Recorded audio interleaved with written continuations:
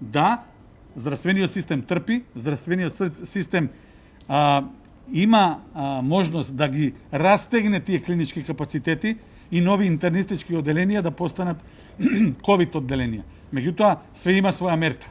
Затоа е нашиот апел до граѓаните да ги почитуваме мерките, да имаме, ако ништо друго, разбирање за здравствените работници.